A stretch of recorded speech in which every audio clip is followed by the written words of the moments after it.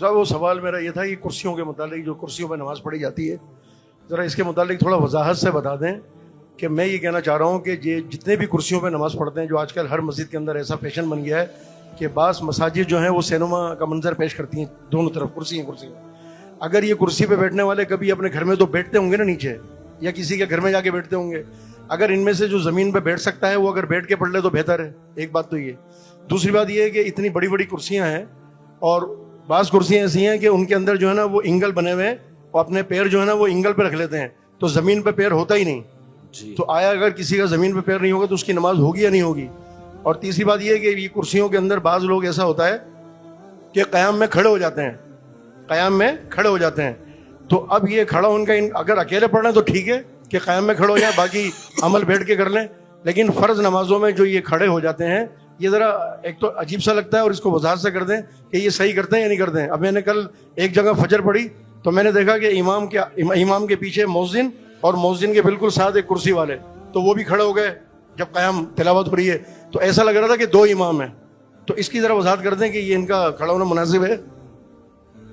چلیں جی، وہ کرسیوں والا مسئلہ یہ ہے میرے بھائی، دیکھو کرسی پہ شدید مجبوری میں نماز جائز ہے، اگر زمین پہ بیٹھنا آپ کے لیے ممکن ہی نہیں ہے، آپ کہتے ہو ٹیک نہیں لگا، ٹیک لگائے بغیر، تو زمین پہ بھی ٹیک والی کرسیاں آتی ہیں جن کے پائے نہیں ہوتے، اس پہ ٹیک لگا لو۔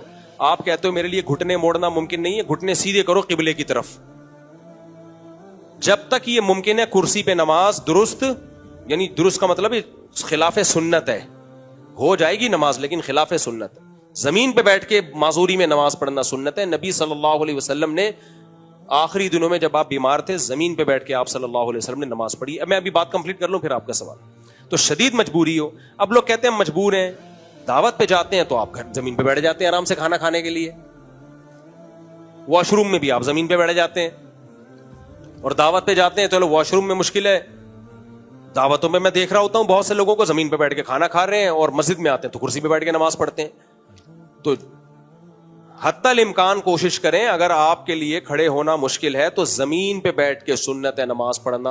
کرسی پہ بیٹھ کے نماز پڑھنے میں صف بھی خراب ہوتی ہے، مسجدوں میں کرسیاں آ رہی ہیں، پھر رمضان کے آخری عشرے میں میز بھی آ جاتی ہے، چائے اور قہوے بھی چل رہے ہوتے ہیں، پتہ ہی نہیں چلتا یہ مسجد ہے یا کوئی ہوٹل ہے۔